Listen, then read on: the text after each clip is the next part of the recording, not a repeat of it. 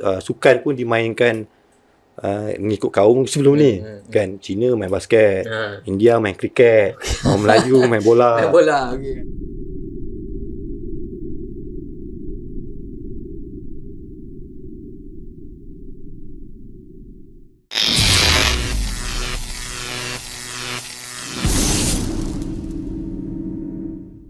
Selamat datang ke podcast Richard Usahawan. Dalam episod kali ni, saya ada seorang rakan usahawan juga, tapi dia punya bidang sedikit berbeza. Sebelum-sebelum ni kita banyak temu bual usahawan dalam bidang F&B, dalam bidang agriculture. So hari ni dah mula kita jemput rakan-rakan kita yang sedikit dalam bidang tech, kan, bidang IT kan. So kita nak gerak ke arah teknologi jugalah. Jadi bersama saya hari ini saudara Abdul Muttalib. Apa khabar? Baik, Assalamualaikum semua. Selamat datang ke podcast Richard Usahawan. Terima kasih atas jemputan. Jadi dengan Abdul Muttalib ni pun cerita dia pun best juga. Saya dah sempat kenal beberapa tahun kan. Tapi ada beberapa detail yang saya sebelum ni tak tahu kan. Okay. Jadi hari ni kita nak bongkarkan dia punya rahsia sikit kan, sambil kita sharing-sharing apa semua kan. So tujuan kita buat podcast ni for your information basically kita nak buat sharing supaya mungkin ada benda-benda yang kau implement dalam kau punya business, dalam membangunkan kau punya app. Dah cerita app kan. Yang mungkin usahawan kat luar boleh dapat information, dapat idea untuk upgrade your punya business, and also a platform untuk kita buat networking lah. Dekat sini kita akan share kau punya social media handle, so that kalau diorang nak kenal dengan kau, dia boleh connect dengan kau dekat social media. Jadi tak perlulah kita pergi buat networking kat luar je all the time kan. So kalau tak sempat, kita boleh gunakan platform Richard Usahawan ni untuk network dan kembangkan korang punya kenalan lagi. Okay, so sebelum kita tanya soalan banyak-banyak kan, mungkin boleh perkenalkan diri kepada audience dulu. Okay. So dia orang kenal sikit. Alright, bismillahirrahmanirrahim. Assalamualaikum semua. Saya Abdul Muttalib Zulkarnain. Tapi biasa panggil Talib je lah. Okay, Talib. So saya salah satu founder kepada Get Hired Sdn Bhd. Kita orang buat satu platform untuk memudahkan orang-orang yang berkemahiran untuk mendapatkan pendapatan. Okay, yang kebanyakannya orang-orang yang berkemahiran ni really affected during pandemic. So diorang pun underserved community lah, yang tak di cater sebelum ni, which is we try to give some solution untuk memudahkan cara diorang mendapatkan tempahan ataupun hasil jualan. Okay. So brief introduction mungkin audience kita yang baru kenal Talib, mungkin diorang tak berapa faham kan bila kita cakap pasal app, pasal platform untuk Get Hired ni kan.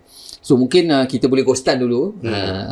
Backstory sikit kan, bila kau start? Bila kau start? Dan juga mungkin sebelum tu latar belakang apa engkau lah sebelum buat platform Get Hired ni. Okay. So aku pun tak tahulah, sebab sebenarnya aku ni student sekolah asrama. So kita orang belajar sains lah sebenarnya kan. Science stream. Tapi dapat rezeki untuk sambung pelajaran dalam bidang social science, sastra, which is human resource development, pembangunan sumber manusia. Aku one of the first batch dekat UTM dulu to do pembangunan sumber manusia. So kita orang pun rasa macam apa benda sumber manusia, pembangunan sumber manusia ni. Human development Tapi my prof give me one word, satu perkataan yang membuatkan aku rasa aku tak nak tukar course lah, benda ni macam best lah. Which is sebab UTM kan adalah satu universiti yang menghasilkan jurutera dan sebagainya. So aku expect masuk universiti tu aku nak jadi engineer lah. Mesti aku nak jadi engineer. Tapi prof aku cakap tu time tu, Lip, human resource ni more powerful than other engineer, because we are human engineer. So kita yang develop the human dalam satu-satu syarikat. Dan kita punya polisi, our method yang menentukan pembangunan seseorang insan tu. So itu bagi aku, nampak menarik, tapi it's very challenging.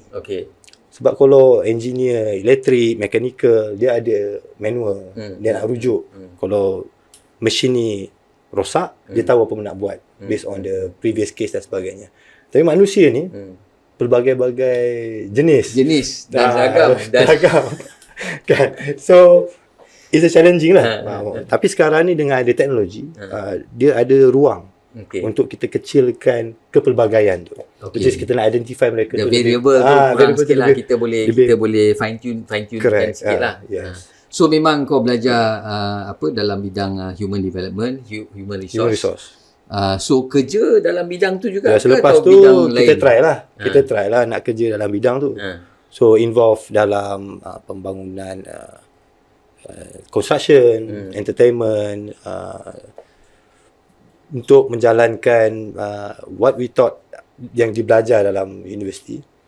Tapi I'm more focused towards recruitment dengan training. Basically before this. Training tu bukannya aku yang buat training.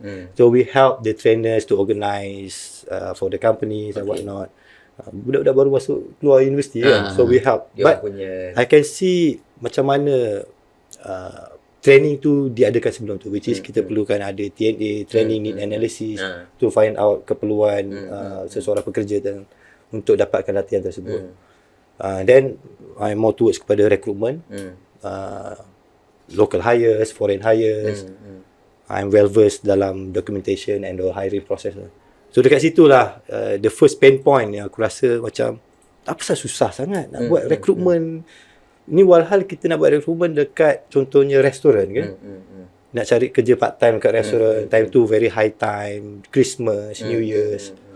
So kita dah engage dengan a lot of culinaries punya institute, Flamingo dan sebagainya kan. Cari part timers untuk kerja dengan kita orang malam Christmas dengan malam New Year. Tak ada. Susah nak cari. Susah nak dapat orang-orang Kan kerja. susah sangat part kan. time. Dan the gaji yang kita offer 1 jam time tu quite high. RM10. Kan 1 jam, which is kau kerja daripada pukul 6 sampai pukul 2 pagi. Boleh tahan lah. As a student kau nak dapat that kind of amount.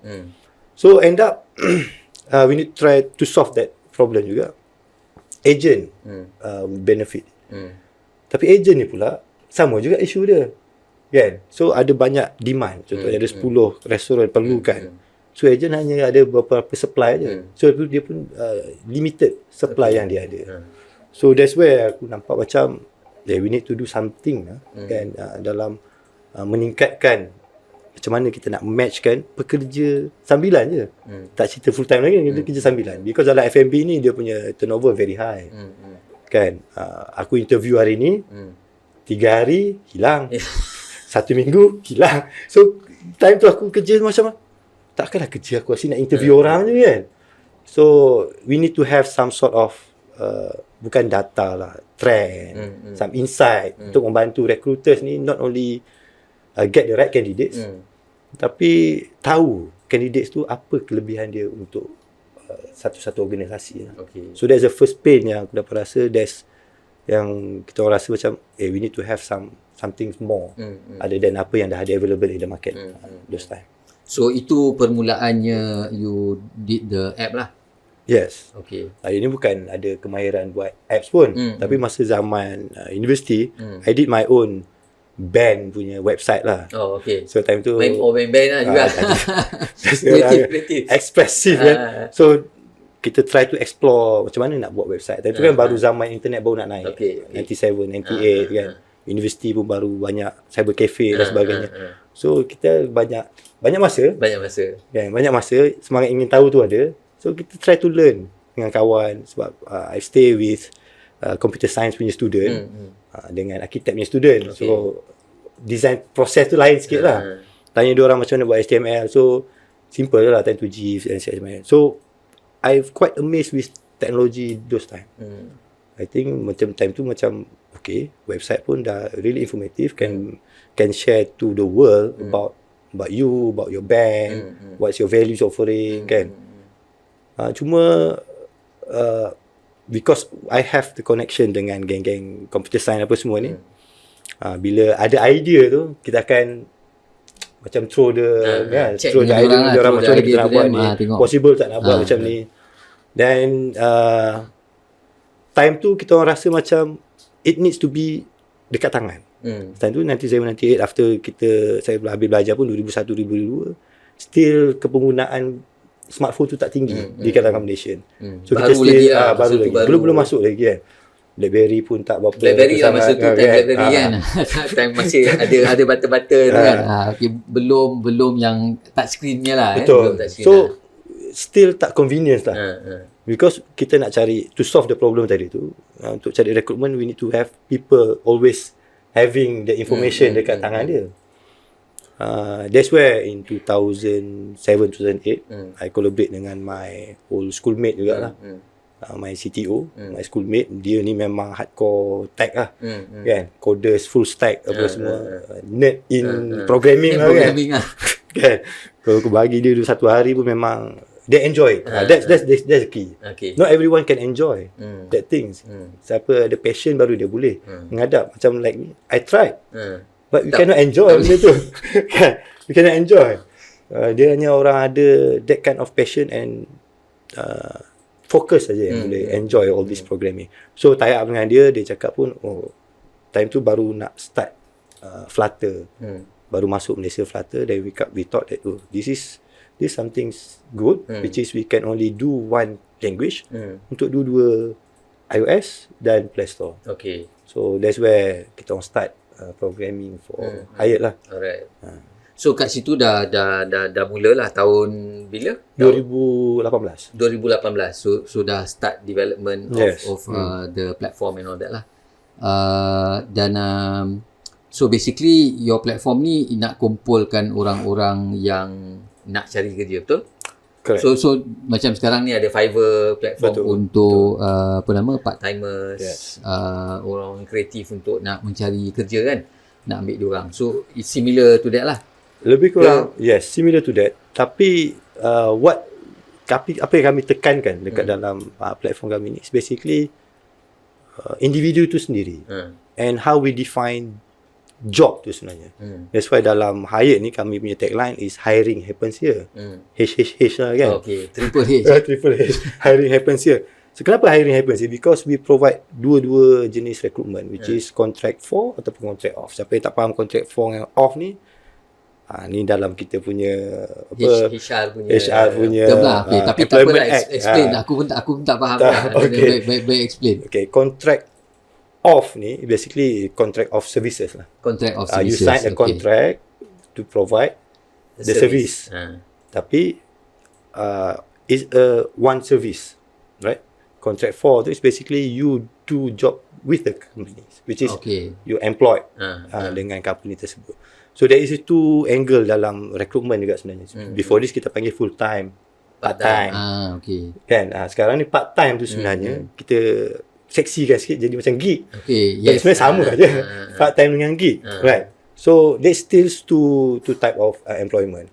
Cuma what we trying to introduce kepada the public, sebenarnya kita hire tukang jahit, barber. Basically we getting a service. Basically we hire them for the service. Betul. So that concept hire we need to understand. Okay. So that siapa yang ada kemahiran ni is basically the ability to be hired.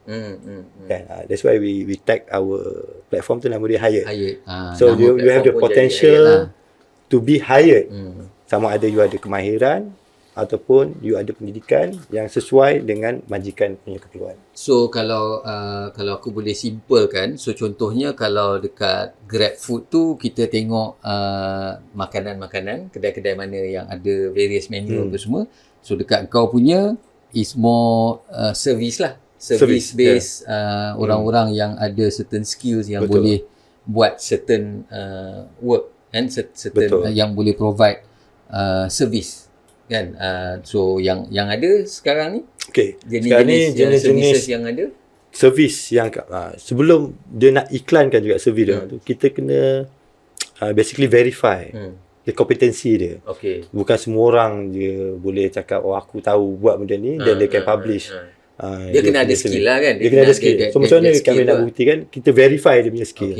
Okay, so siapa-siapa yang dah publish dekat dalam Hyatt, basically semua dah di-verify yang dia ni kompeten dengan ada skill dia tu.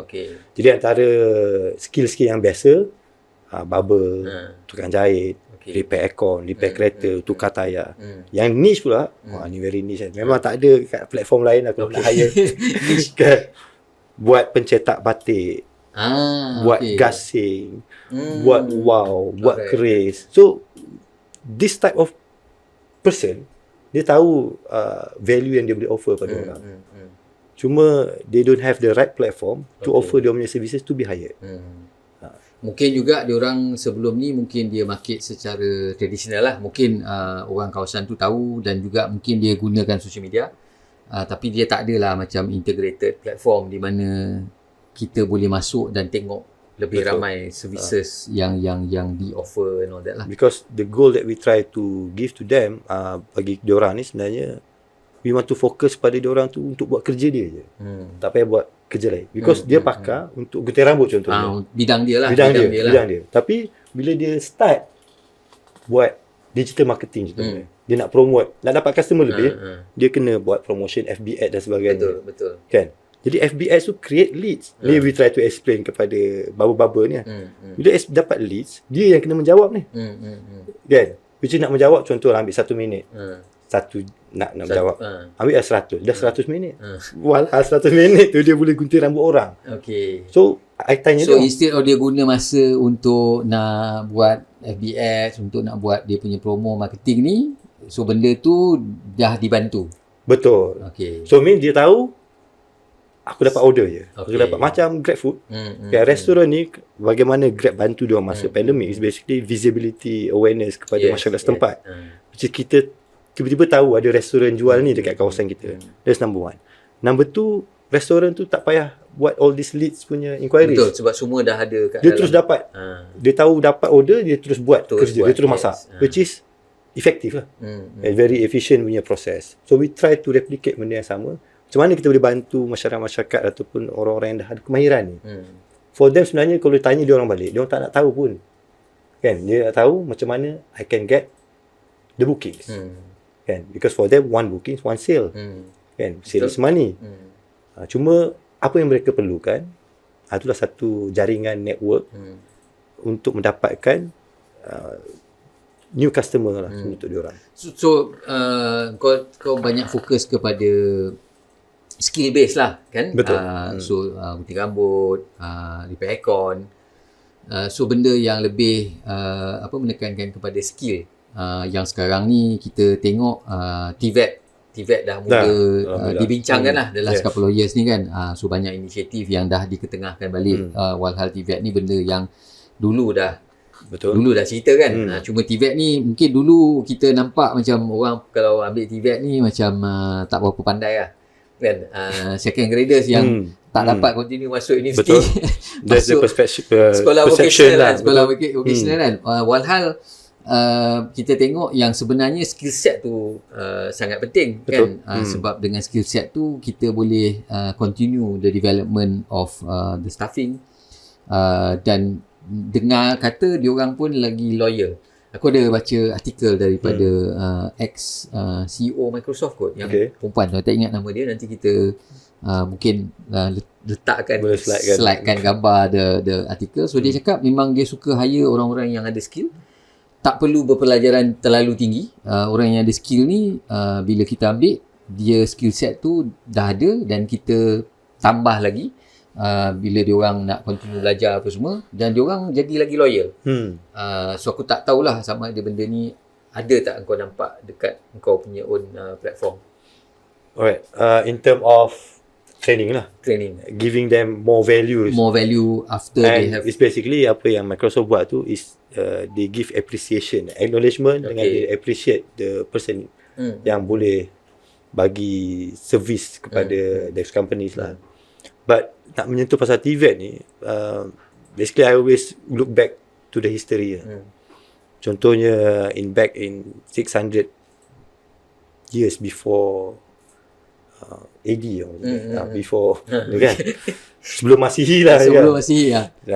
Yang barber punya set tu is available. Kan, those days daripada artifact. Kan, itu membuktikan satu kemahiran bila dah ada dekat dalam badan kita. Benda tu is longevity sampai bila-bila ada. Dia takkan hilang. Nombor dua, they prove humans always relate to service. Dan kita sentiasa memang perlukan. Contohnya gunting rambut. Dan yang ketiga, in the future, kan dengan sekarang ni orang cakap challenges AI, automation dan sebagainya. Dekat airport pun dah ada penyambut tetamu, dekat hotel front office pun dah tak perlu lagi front office. So what happened to the front office yang ada sekarang? Or in 5-10 years yang tengah belajar sekarang ni kan. So that's why it's a good initiative that even though you tengah belajar kat university, get another skill set that can get you more values. Kan banyak skill set sekarang ni yang masa PKP dulu banyak government bagi matching kepada orang-orang yang dah dibuang kerja to get new skill set. So that type of areas, but they need to be marketed lah. Dia dah ada skill, dia tak tahu macam mana nak dapatkan pelanggan baru. So platform kau membantu dapatkan pelanggan lah.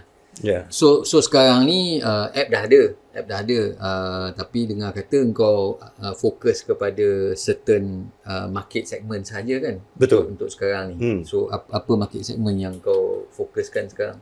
Ni satu orang cakap semua nak buat benda yang susah. Satu nak selesaikan masalah unemployment tu. Tu kerja susah lah tu kan. Second ni we enter plantation sectors. Plantation, okay.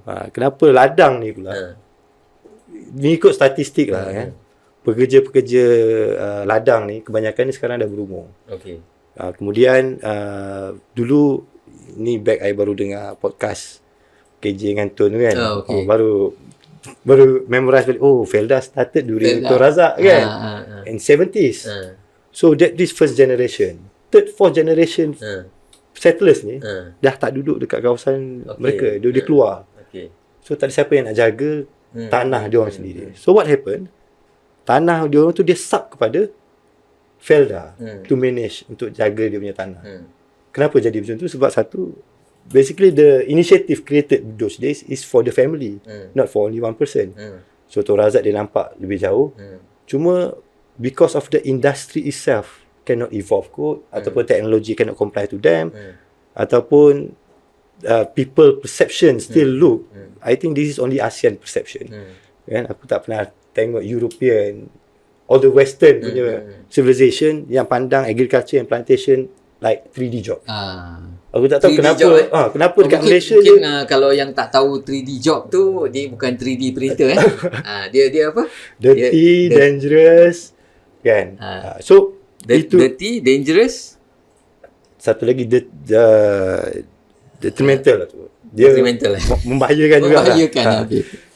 So bila pergi connect dengan geng-geng dekat Western apa semua, dia tak nampak agriculture, fishing, plantation as dirty job. Even itu actually satu industri yang memang berkembang actually kan dekat other parts of the world lah. Sejauh-jauh Thailand pun kan. Tak payahlah sampai US apa semua, dekat Thailand, dekat Indonesia, farming, agriculture ni something yang memang berkembang. So tak nampak macam, tak tahulah, mungkin persepsi kita dekat Malaysia ni, kita tengok kalau kerja ladang ni maybe back maybe in the last 10 years kot.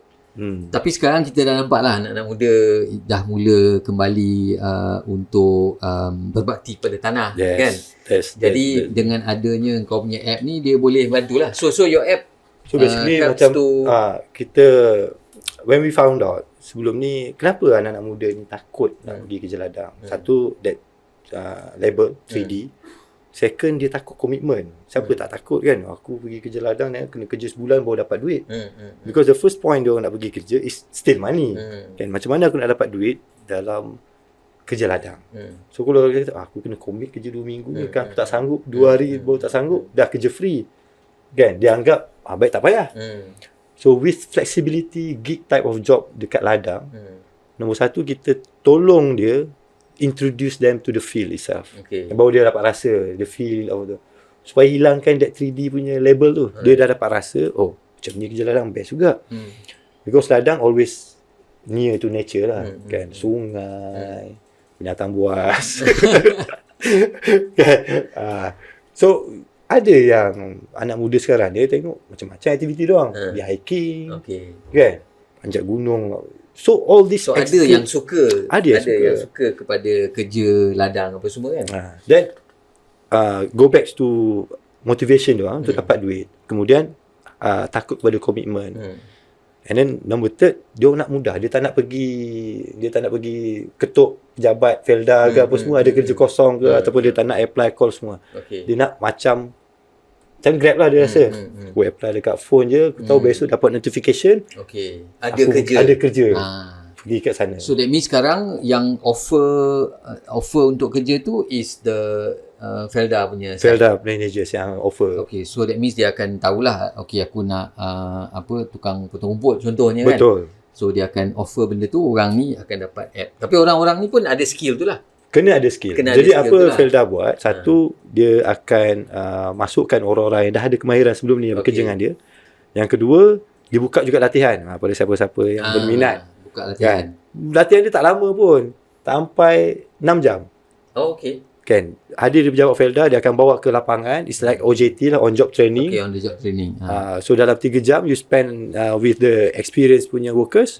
Dia terus, lepas tu dah boleh terus dapat receive notification apa semua lah. So sebab masa aku buat training dengan Jabatan Pertanian, ada juga banyak usahawan-usahawan cakap susah nak dapat part-time worker apa semua kan. So ini boleh jadi skop yang kau boleh kembangkan lah. Other than agriculture itself, maybe kepada usahawan-usahawan juga kan yang perlukan maybe part-time workers lah, time seasonal lah, time raya mungkin nak memang time tu yang paling diperlukan. Back to my pain point tadi tu, time seasonal tu lah yang paling orang cakap, kalau kita tengok Uber dulu kan, high price time tu lah. Yes. So kita perlukan lebih banyak orang-orang yang untuk menggunakan masa dia dengan lebih bijak lah sebenarnya. So sekarang dengan Felda ataupun bahagian agriculture, dah berapa banyak problem yang kau dapat solve lah kalau nak jadikan measurement kan. Sebab yelah kita buat app kan. Betul. Kita nak kena tunjuk perkembangan app kita apa semua kan. So macam mana dalam bahasa startup kita panggil traction lah kan. Traction lah. So macam mana traction so far? So far in term past of a few years buat the app and all that kan. Dengan Felda, dengan plantation tu we start last year basically aggressively June. Officially start dengan Felda, and then we completed 483 job completed, valued at 1.6 million. Tu boleh cakap bukan sikit gaji-gaji. 400 dekat 500 jobs valued at about 1.6 million. Tapi bila aku buat benda ni kan, aku rasa macam kenapa orang cakap kerja ladang ni tak lumayan. Aku rasa macam ya betul kan. Jadi mungkin orang tak tahu persepsi orang kan. Dia ingat dan macam satu lagi, ladang ni jauh. Jadi tak siapa nak bercerita. So the success story jauh daripada halayak ramai. Contoh kenapa Grab rider semua time sebab tu dapat tertumpu pada kawasan bandar, dan orang bercerita, aku dapat 4,000, aku dapat 8,000 sebulan. Best, aku nak jadi rider. Kan? So sekarang ada opportunity baru. Kalau tak nak jadi rider, boleh jadi part-time peladang Tapi ada perks lagi. Ada perks lagi kan. Mana susah nak pergi camping. Tapi dapat gaji lagi. Kan contohnya macam anak-anak muda kita lah, sanggup zaman batch aku pun sanggup tak pergi 3 bulan pergi Australia. Kau buat apa sana? Petik buah petik buah, kerja ladang juga. Betul. So apa masalah di sini? Adakah kita yang tak nak kerja ladang ataupun money is the value? Sebenarnya that is the fight we want to prove data yang baru ni. Bagi kami ni finding daripada Japanese technology company. Dia visit satu ladang dekat Malaysia. Dia nak find out what is the potential of mekanisasi. Mekanisasi boleh improvekan dia punya automation dan sebagainya dalam ladang. Pada ladang and all that. Jadi dia find out pengait tu, yang kait buah tu cannot be replaced. With machine. With robot. Sebab aku tanya juga, kenapa? Rupanya ada teknik. Ada teknik nak kait dia tu. Bukan teknik tu teknik untuk kait tu penting. Sebenarnya nak menjaga pokok tu yang penting. Kita boleh je kait, suruh robot kait. Cuma after that the branch tu mungkin tak subur lagi untuk tumbuh the next punya buah. So I pun this affected yield. That's why they don't want to invest in robotic dalam benda tu. Cuma yang saya pelik, kenapa harga gaji dia contohnya tak boleh, there is no supported data yang nak supaya dia boleh demand, Aku dah kerja berapa jam, I need to have this pay rate. I need to have this pay rate. So we try to do this kind of method dekat dalam plantation sector. So dia pun lebih, orang cakap, nampak career path dia, and if they want to get more, they need to do more. So dan juga dengan data-data macam tu kau boleh clock in your experience lah kan. Betul. Kita punya hours of experience, sebab benda skill ni kita makin experience bila kita makin lama makin buat kan. Dia bukannya kita belajar, tapi kita actually buat. So skill tu datang. So bila ada app yang boleh track kita punya data, in terms of berapa lama kita dah buat, so kita punya value pun dia macam pilot lah Al. Kan, pilot dia punya value is berapa lama dia terbang. Kan, dia clock in the dia hours selalu lah. Orang cakap membanggakan, aku dah terbang 2,000 jam, 4,000 jam. So that's the achievement dia lah, milestone dia. Aku dah kait buah ni dah berapa puluh jam kan, berapa Tapi ratus dia jam. akan berbeza kan. Aku baru kait 10 jam dengan berbandingan orang yang dah kait 10,000 jam. Yes. Sebab dalam Hyatt pun we embed this concept lah, yang diperkenalkan oleh Malcolm Gladwell. 10,000 hours 10,000 you need to hours. spend to Untuk get, kita jadi untuk lebih seorang expert. dalam satu bidang tu. You kena spend 10,000 jam, means dalam 3 tahun setengah lah, lebih kurang. Dan baru you cakap, okay, I'm expert in this. Okay. Tapi try sendiri lah kan, try sendiri rekod 10,000 jam tu, then you feel. So kalau nak jadi expert buat podcast, kena ada 10,000 jam. Tapi dah banyak dah. Tengok kawan-kawan tim yang support ni, dia orang dah senyum dah semua kan. Macam boleh ke nak pergi 10,000 hours ni kan. Nanti kita kira berapa banyak episod kita kena buat. So itu yang kami bantulah dekat dalam apps tu. Tapi dia macam game. So 10,000 jam tu dia nampak je, aku ni basic, lepas tu bronze, silver, gold. So dia ada element When of dia click, reward. ada reward dia lah. Okay. So bila dia clock in 10,000 tu, dia akan jadi pro. Dia dapat badge pro. Okay. So dia ada macam gamification sikit lah. Correct. Alright. Sebab anak muda, kita punya audience, So we try to, bila dia tengok app tu, dia interesting jugalah. Dia ada benda-benda we yang try to make okay, it interesting. so dah cerita sikit lah pasal app apa semua kan. So aku tak boleh tak terpandang lah, ternotis kau pakai baju brand lagi satu kan. So rupanya Talib ni ada lagi satu brand yang dia bawa, tapi yang ni bukannya app, tapi dia kemahiran juga App kan? juga, ada apps juga. Ada apps juga Ada apps juga. ada apps juga kau ni memang suka ke arah buat apps apa kan. Because I think So kau main, cuba cerita sikit baju yang kau pakai ni. Baju ni is basically to represent a community. Satu community bola keranjang lah basically. So dalam community bola keranjang ni biasanya reference kita, because bola keranjang ni dimainkan dan dicipta di US. Okay. NBA lah. NBA lah. Jadi kebanyakan kita punya success story, kita punya reference kena tengok US, because they are the best. Kan? Macam NBA lah macam cakap kan. So di Malaysia ni macam aku cakap, aku belajar sekolah SBP sebelum ni. So next year dah hampir 50 tahun. SBP ni membangun anak-anak muda main bola keranjang lah. Okay. You ada kenal orang lain yang main bola keranjang? Ada kenal seorang member memang state player lah. State player juga main basketball. So kau main basketball state player juga? Alhamdulillah state player. Cuma aku tanya tadi tu because of tak ramai orang main bola keranjang lagi. Walaupun sekarang dah 2023 kan. Kadang-kadang bila aku keluar lepak dengan kawan-kawan kan, dia tanya, kau nak kena Dip? Pergi main basket. Kau main basket? Kan? Berbanding dengan kalau cakap aku ni main bola. Kan? Bola dia macam biasa. Okay. Biasalah. Bola kita biasa dengar. Nak main basket, dia kata 12:30 malam ni Dip. Main basket apa? Selalu kalau aku perasan tengok kawan-kawan Cina yang ramai main basketball. Kan? Kalau masa dulu pun, masa zaman aku main bola apa semua, geng-geng Cina selalu main basketball lah.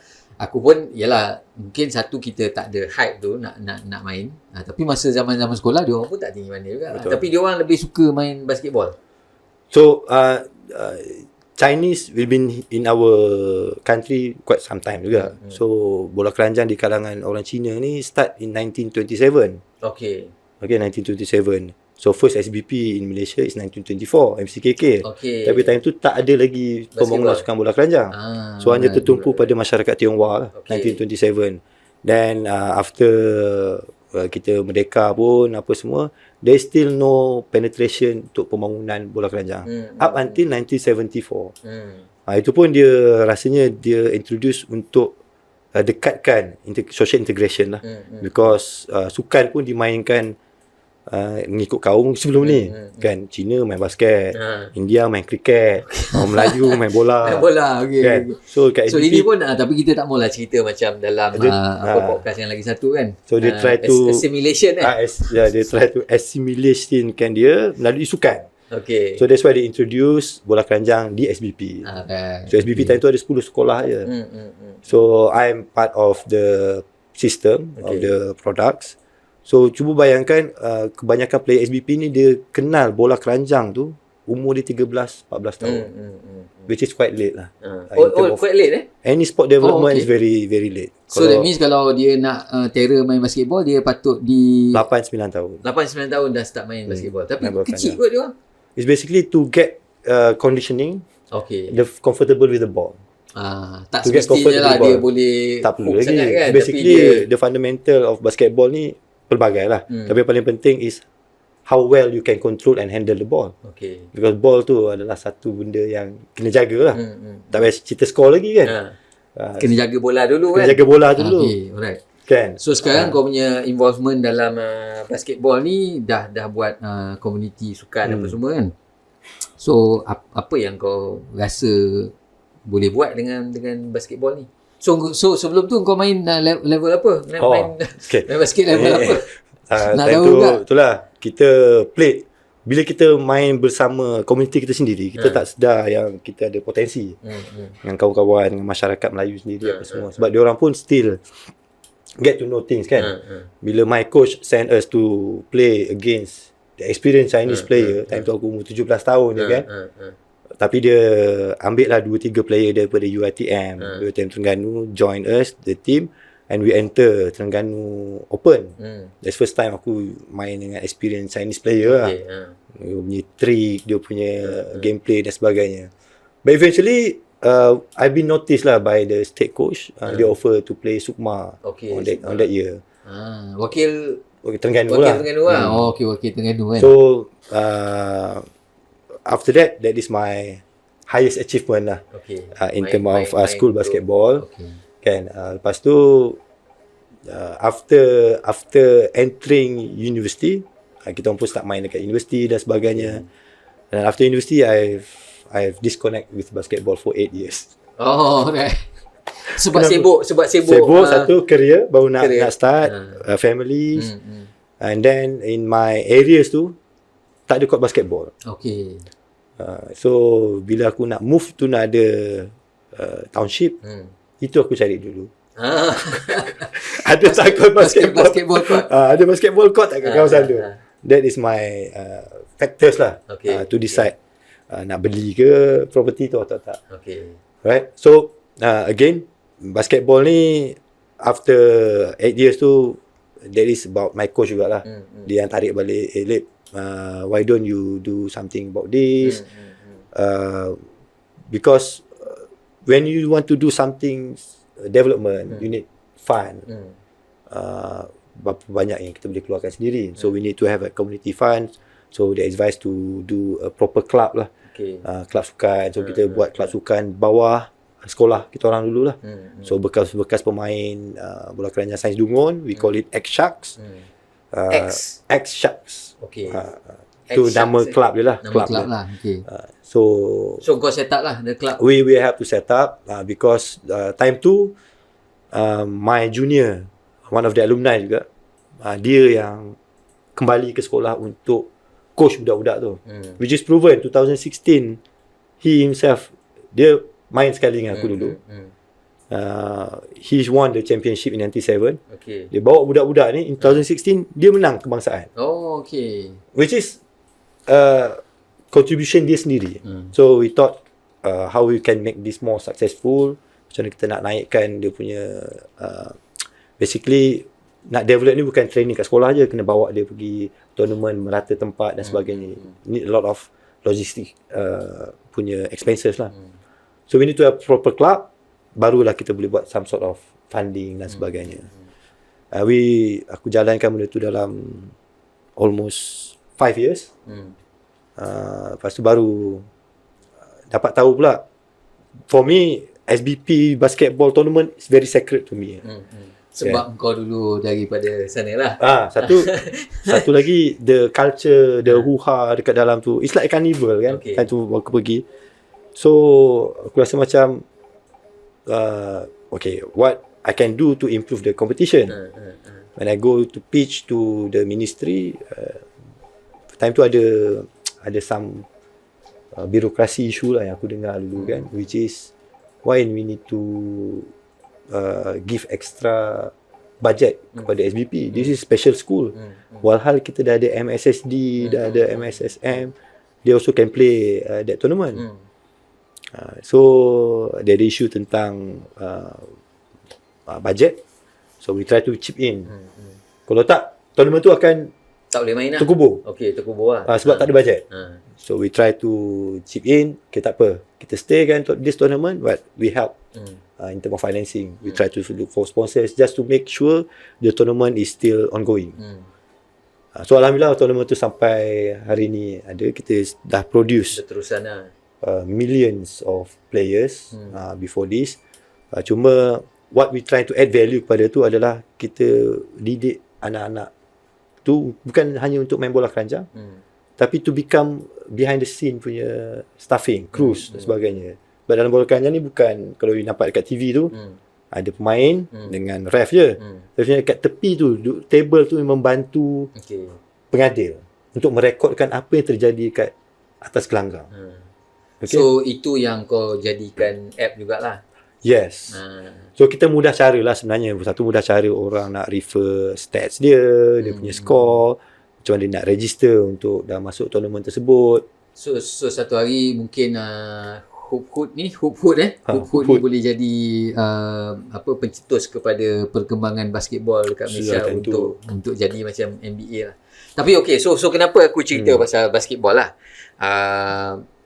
Kenapa basketball relate dengan cerita usahawan kan? Sebab aku ada tengok movie. Aku dah tengok movie cerita Hustle kot. Okay, baru. Baru kan.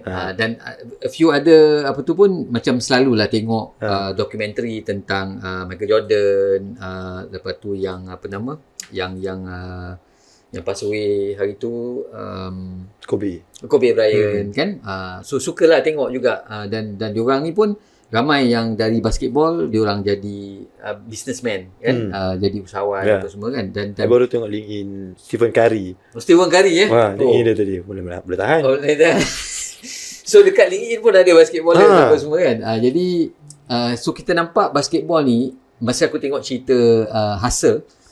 So nanti kita letakkan poster movie tu korang kena tengok. So dia nampak macam it's not just about basketball, but it's also about character. And it's also about building your character as a person, as a athlete kan. Dan benda ni dibawa ke luar. Betul. Kan? So itu yang aku cerita sikit lah pasal basketball kan. Kan? So pada aku mungkin aku tak dapat nak rasa sangat sebab aku tak main basketball. Okey lah, sekarang boleh lah berdiri hoop tu ada lah sikit kan, kat depan rumah ada hoop and all that, boleh lah. Tapi kalau main basketball tu itself, aku tak ada that experience kan. Jadi from somebody yang main basketball, ada ke relationship dengan character building ataupun buat business, dan apa yang boleh jadi benda yang kau bantu community untuk ke arah character building untuk masyarakat kita. For sure, basketball ni is very intense and fast-paced games. So, dia perlukan satu minda yang cepat untuk berfikir, menentukan keputusan lebih cepat. Itu perkara yang aku suka pasal basketball lah. Which is split second decision. You need to, macam samurai, samurai kan. You need to think one step further. One step further. So contohnya sebelum kita nak masuk paint area tu, dah tahu apa nak buat. Bukan masuk dalam tu dah kena block baru nak fikir apa nak buat. Alright. So the way of basketballers think pun is quite different. So we think ahead, one step. Itu bukan masa nak main, masa kat training pun that is what we train for lah. Okay. Dan apa yang satu pepatah lah biasanya dalam basketball ni yang aku pegang sampai sekarang, which I use also in my life, in business. Jordan punya pepatah lah. Defense is the best offense. Oh, defense. Defense is the best offense. offense. Jadi kalau dalam perniagaan pun kan, offense is mean we go marketing. We go marketing. We go betul. sales. What is defense? Defense persiapan kita. Okay. Kita punya in term of equipment, in term of resources, in term of kalau macam aku buat apps, nak pastikan apps tu dah sesuai dengan kita punya offense. Sebab kalau dalam maybe game, also doing research, correct, buat preparation. Betul. Sebelum kita buat satu business, kan, so buat market survey contohnya. So those are offense lah, betul. Yes. Those are offense. Those are defense. Those are defense. So kan?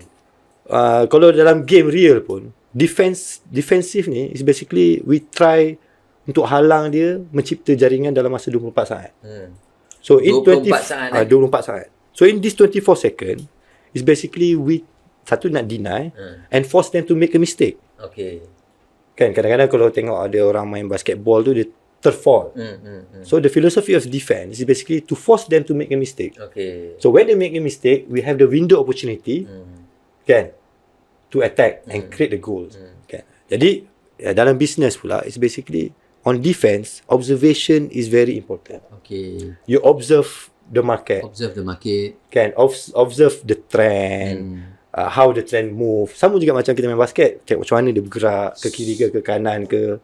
So that kita tak terperangkap lah dalam Correct. mistake ataupun perubahan kan. Tapi bila kita tak buat observation, kita tak buat research. But again, bukan observe sahaja macam tu lah. Observe, you bear in mind the goal is in front of you. Kan? Kena sentiasa fikir, I need to make him a mistake so that I can get the ball and score the goal. Because our objective is always to win lah. To get a goal. To score. Kan? To meet our goal. Tapi kita ada halangan depan kita ni. People handing the balls in front of us. Macam mana satu, nak suruh dia buat mistake, aku dapat bola, then I can attack the basket. Okay, so dalam konteks business, you observe. You need to observe. Observe the market, do research like you said. And then, paling penting, your timing and your strategy to get the window opportunity to create the goals. To get your goals tadi. Yes. So mungkin macam dengan kau punya app tadi lah. Mungkin sebelum ni kita ada masalah kekangan pekerja because of mungkin terlepas pandang ataupun culture yang kita sendiri develop menampakkan yang kerja pertanian tu tak best apa semua. So ada window of opportunity lah kat situ, betul? Betul. Ada window of opportunity, dia orang buat cara tradisional, so kau memudahkan, kau jadi pemudah cara, your app jadi memudahkan untuk dia orang dapat pekerja. Bukan itu saja, dia orang mudah untuk dapat kerja. Before this, dia orang bayar cash dekat ladang. So how big risk of cash handling di ladang. So they need to hire a security company to escort. Untuk bila escort, nak buat payment, nak buat bayar kan? Nak buat bayaran kepada pekerja di ladang. Kan? So we also help them to digitize that dan mengurangkan risiko dia dalam cash handling. Dan juga kalau dah boleh buat payment dalam app, then maybe juga nanti satu hari boleh extend kepada benda-benda lain lah, macam perkeso, dan juga boleh gunakan slip gaji untuk keperluan lain lah. Yes, kan. Betul.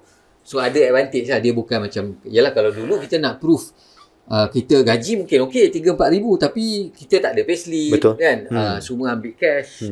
Jadi susah kita cakap kita nak buat satu-satu bidang kan. So benda tu timing yang cantik jugalah kan. So mungkin benda sebab kau main basketball, adalah that kind of thinking kan.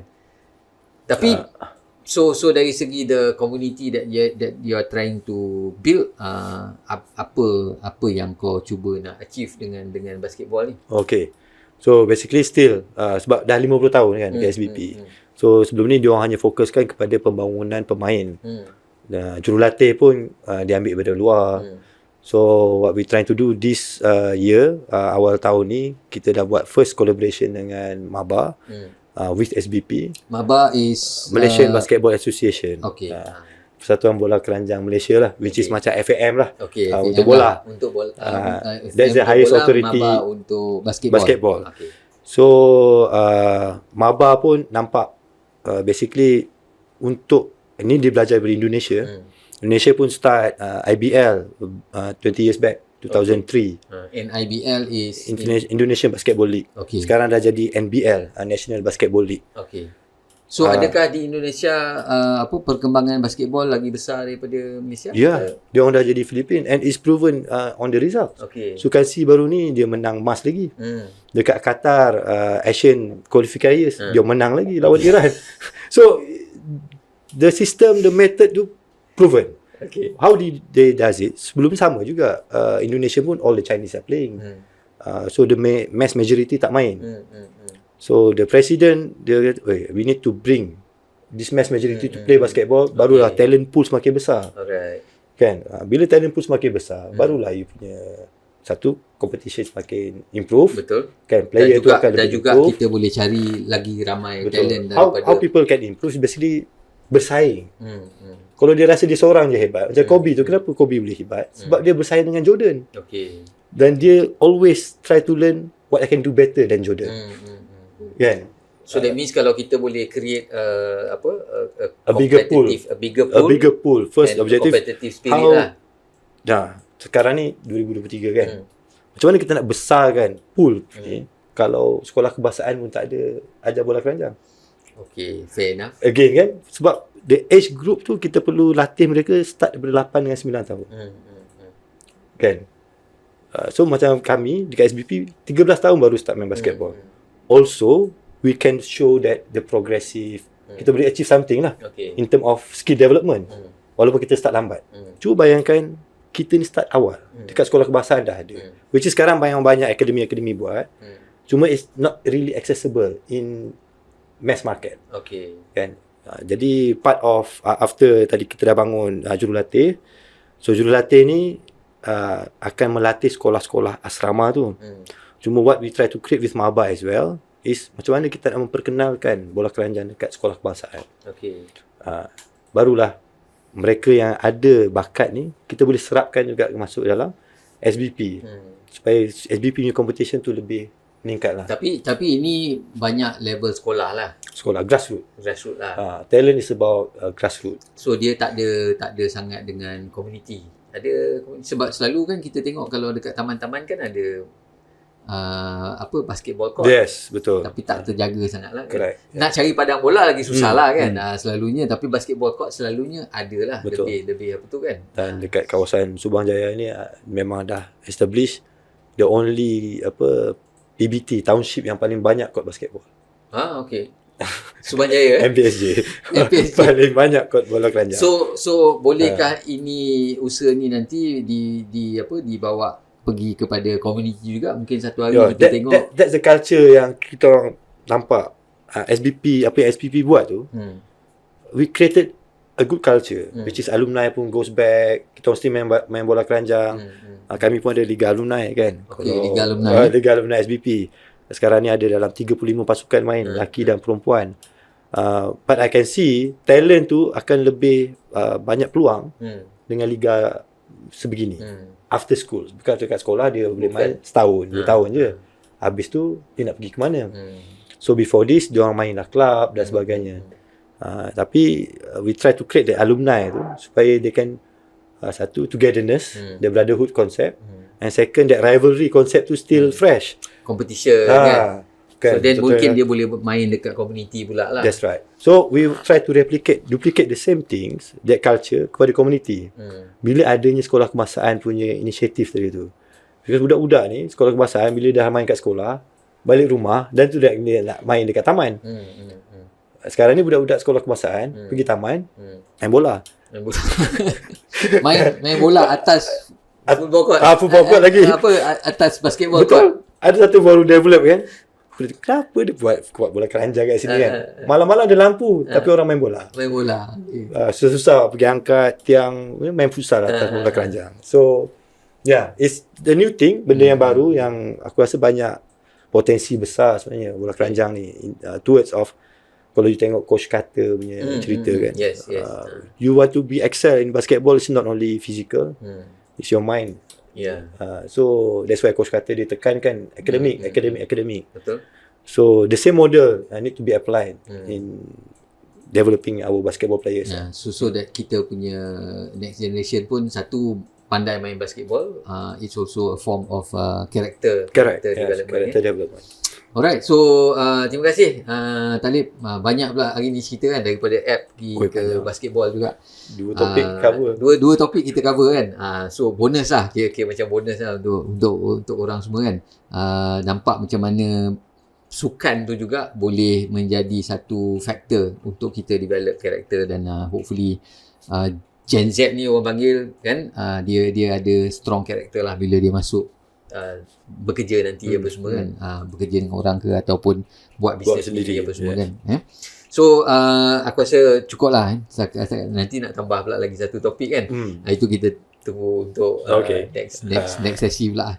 So terima kasih sekali lagi kerana sudi meluangkan masa dan terima kasih kepada audience kita. So ada tak satu lagi quote basketball yang mungkin kita boleh share dengan audience kita? Baik. Ada tak? Kita nak simpulkan lah. Simpulkan. Quote je. Apa yang kita bercerita ni is basically menjuru kepada satu quote je. Kan? Time equals to skill plus experience plus network, you get more money. Boleh repeat tak? Itu macam best tu. Nanti kita tulis juga. Kita ada masa sikit Okay. Kalau korang ada masa, gunakan masa tu untuk dapatkan pengalaman, kemahiran, jaringan. Pasti korang akan dapat duit lebih atau better life. Itu dia. Pasti itu pasti. Okay. Kenapa? Ni sikit people look time as simple equation, which is time goal. Bagi diorang, aku ada masa, aku cari duit. Itu dah salah dah. Duit kita dapat hari ni, petang dah habis. If you use time precious, boleh replace? Tak boleh replace masa. Semua ada 24 hours. Semua tak boleh replace.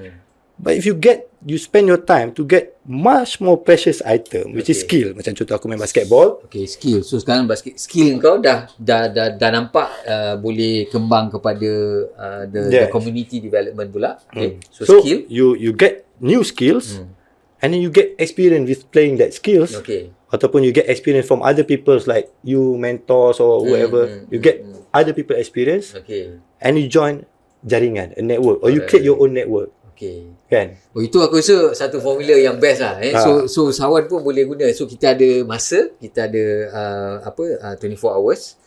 Tolak separuh lah kita tidur apa semua kan. So gunakan masa yang ada tu bukan sekadar untuk nak develop business saja, tapi cari skill baru, dapatkan pengalaman, mungkin pengalaman yang sedikit berbeza juga dengan skill baru yang kita buat tu, dan juga jaringan. Betul. Itu korang ada formula baru ni. So jangan terus jump to the point. Aku ada masa, aku nak duit. Memang semua orang nak duit. Siapa tak nak duit sekarang? Yelah, bisnes kan. Kita bisnes semua orang je. Tapi dia tak nampak that factor. Aku rasa dia ujung-ujung baru dapat. So kalau korang tak tengok podcast ni sampai habis, mungkin korang tak dapat lah formula tu kan. Dia dapat sebagai bonus pula. Thank you very much for the bonus. So terima kasih semua. Kita jumpa episod seterusnya. Assalamualaikum.